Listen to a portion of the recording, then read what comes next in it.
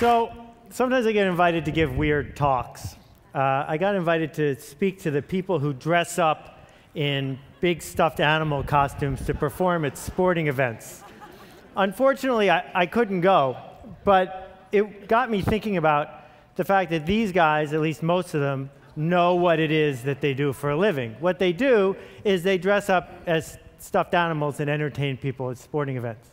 Shortly after that, I got invited to speak at the convention of the people who make balloon animals. And again, I couldn't go, but it's a fascinating group. They make balloon animals. There's a big schism between the ones who make gospel animals and porn animals. But they do a lot of really cool stuff with balloons. Sometimes they get in trouble, but not often. And the other thing about these guys is they also know what they do for a living. They make balloon animals. But what do we do for a living? What exactly do the people watching this do every day? And I want to argue that what we do is we try to change everything. That we try to find a piece of the status quo, something that bothers us, something that needs to be improved, something that's itching to be changed, and we change it. And we try to make big, permanent, important change. But we don't think about it that way, and we haven't spent a lot of time talking about what that process is like. And I've been studying it for a couple years, and I want to share a couple stories with you today. First, about a guy named Nathan Winograd. Nathan was the #2 person at the San Francisco SPCA. And what you may not know about the history of the SPCA is it was founded to kill dogs and cats. Cities gave them a charter to get rid of the stray animals on the street and destroy them. And in a typical year, 4 million dogs and cats were killed, most of them within 24 hours of being scooped off the street. Nathan and his boss saw this, and they could not tolerate it. So they set out to make San Francisco a no-kill city. Create an entire city where every dog and cat, unless it was ill or dangerous, would be adopted, not killed. And everyone said it was impossible. Nathan and his boss went to the city council to get a change in the ordinance, and people from SPCAs and humane shelters from around the country flew to San Francisco to testify against them, to say it would hurt the movement and it was inhumane. They persisted, and Nathan went directly to the community. He connected with people who cared about this, non-professionals, people with passion. And within just a couple years, San Francisco became the first no-kill city, running no deficit, completely supported by the community. Nathan left and went to Tompkins County, New York, a place as different from San Francisco as you can be and still be in the United States. And he did it again. He went from being a glorified dog catcher to completely transforming the community. And then he went to North Carolina and did it again. And he went to Reno and he did it again. And when I think about what Nathan did, and when I think about people here do, I think about ideas. And I think about the idea that creating an idea, spreading an idea, has a lot behind it. And I don't know if you've ever been to a Jewish wedding, but what they do is they take a light bulb and they smash it. Now, there's a bunch of reasons for that and stories about it, but one reason is because it indicates a change from before to after. It's a moment in time. And I want to argue that we are living through and are right at the key moment of a change in the way ideas are created and spread and implemented. We started with the factory idea, that you could change the whole world if you had an efficient factory that could churn out change. We then went to the TV idea that said if you had a big enough mouthpiece, if you could get on TV enough times, if you could buy enough ads, you could win. And now we're in this new model of leadership, where the way we make change is not by using money or power to lever a system, but by leading. So let me talk about the 3 cycles. The first one is the factory cycle. Henry Ford comes up with a really cool idea. It enables him to hire men who used to get paid 50 cents a day and pay him $5 a day because he's got an efficient enough factory. Well, with that sort of advantage, you can churn out a lot of cars. You can make a lot of change. You can get roads built. You can change the fabric of an entire country. That the essence of what you're doing is you need ever cheaper labor and ever faster machines. And the problem we've run into is we're running out of both, ever cheaper labor and ever faster machines. So we shift gears for a minute and say, I know, television, advertising, push, take a good idea and push it on the world. I have a better mousetrap, and if I can just get enough money to tell enough people, I'll sell enough. And you can build an entire industry on that. If necessary, you can put babies in your ads. If necessary, you can use babies to sell other stuff. And if babies don't work, you can use doctors. But be careful, because you don't want to get an unfortunate juxtaposition when you're talking about one thing instead of the other. This model requires you to act like the king, like the person in the front of the room throwing things to the peons in the back. That you are in charge, and you're going to tell people what to do next. That, you know, the quick little diagram of it is you're up here, and you are pushing it out to the world. This method, mass marketing, requires average ideas, because you're going to the masses, and plenty of ads. What we've done as spammers is tried to hypnotize everyone into buying our idea, hypnotize everyone into donating to our cause, hypnotize everyone into voting for our candidate. And unfortunately, it doesn't work so well anymore either. But there's good news around the corner, really good news. I call it the idea of tribes. What tribes are is a very simple concept that goes back 50,000 years. It's about leading and connecting people and ideas. And it's something that people have wanted forever.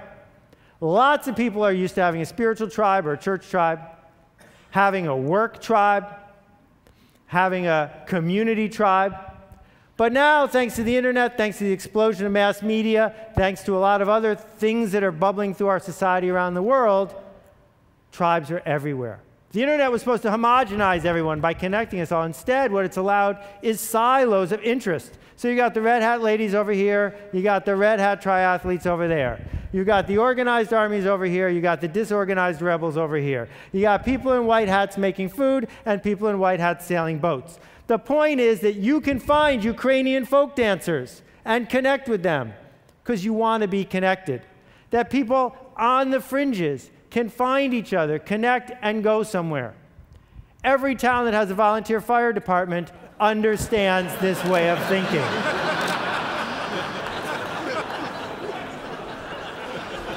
Now,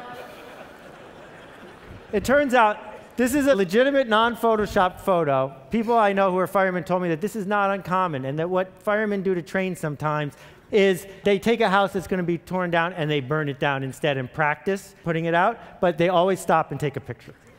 So, you know, the pirate tribe is a fascinating one. They got their own flag, they got the eye patches. You can tell when you're running into someone in a tribe. And it turns out that it's tribes, not money, not factories, that can change our world, that can change politics, that can align large numbers of people. Not because you forced them to do something against their will, but because they wanted to connect. That what we do for a living now, all of us, I think, is find something worth changing and then assemble tribes that spread the idea, and it becomes something far bigger than ourselves. It becomes a movement.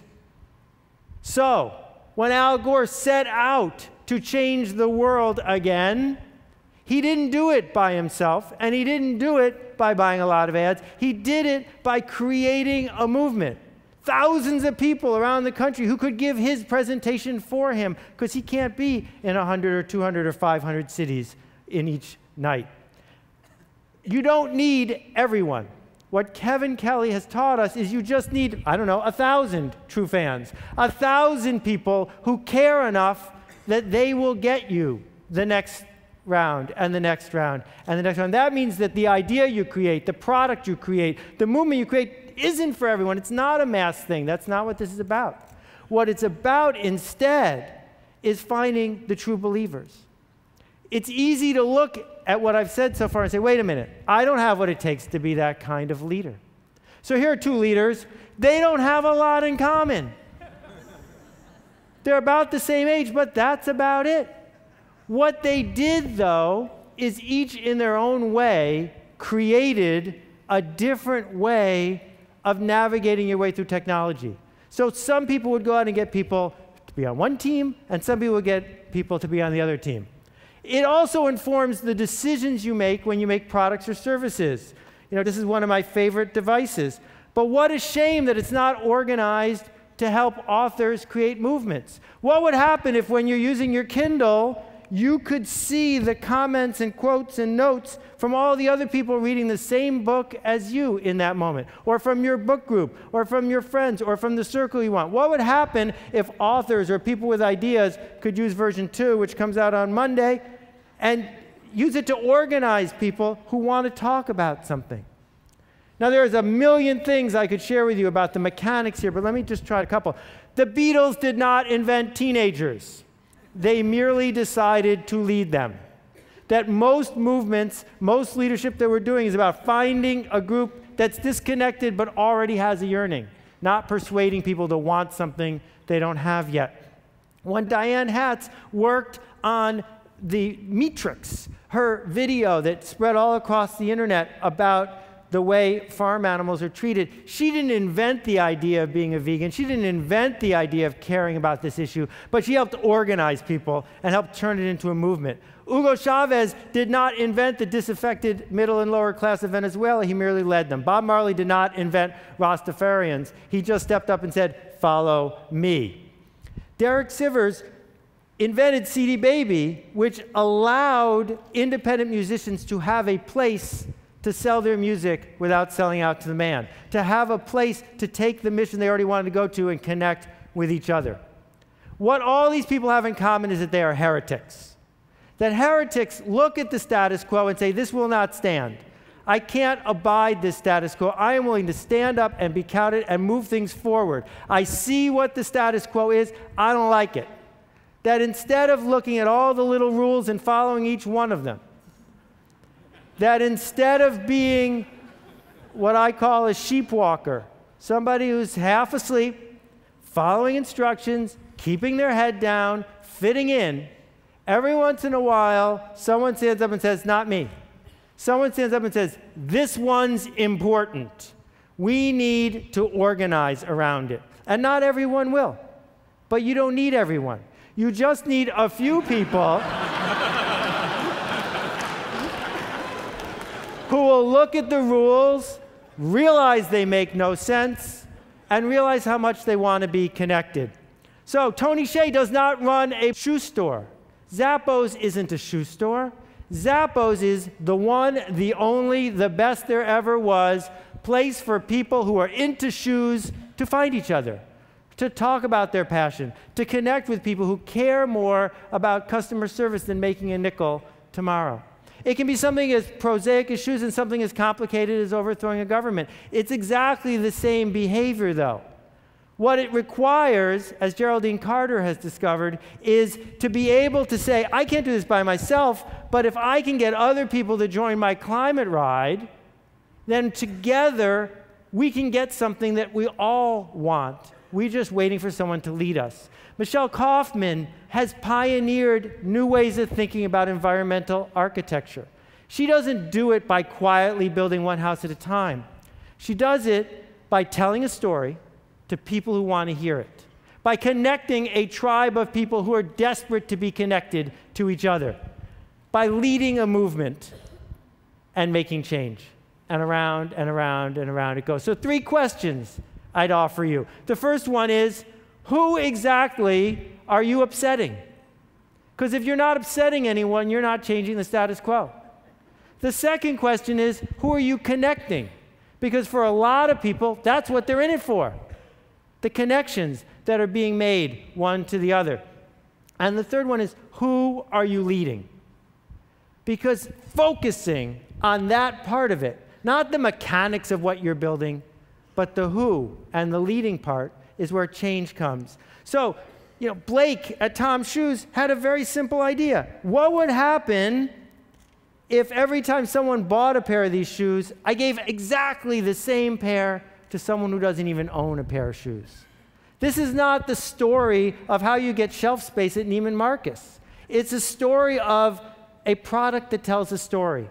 And as you walk around with this remarkable pair of shoes and someone says, what are those? You get to tell the story on Blake's behalf, on behalf of the people who got the shoes.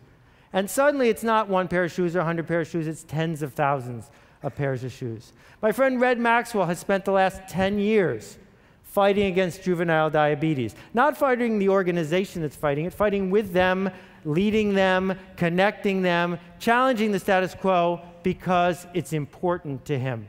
And the people he surrounds himself with need the connection. They need the leadership. It makes a difference. You don't need permission from people to lead them. But in case you do, here it is. They're waiting, we're waiting for you to show us where to go next. So here's what leaders have in common. The first thing is they challenge the status quo. They challenge what's currently there. The second thing is they build a culture, a secret language, a 7-second handshake, a way of knowing that you're in or out. They have curiosity about the people in the tribe, curiosity about outsiders. They're asking questions. They connect people to one another. Do you know what people want more than anything? They want to be missed. They want to be missed the day they don't show up. They want to be missed when they're gone. And tribe leaders can do that. And it's fascinating because all tribe leaders have charisma, but you don't need charisma to become a leader. Being a leader gives you charisma. And if you look and study the leaders who have succeeded, that's where charisma comes from the leading. And finally, they commit. They commit to the cause, they commit to the tribe, they commit to the people who are there. So I'd like you to do something for me, and I hope you'll think about it before you reject it out of hand. What I want you to do, it only takes 24 hours, is create a movement. Something that matters. Start. Do it. We need it. Thank you very much. I appreciate it. Thank you.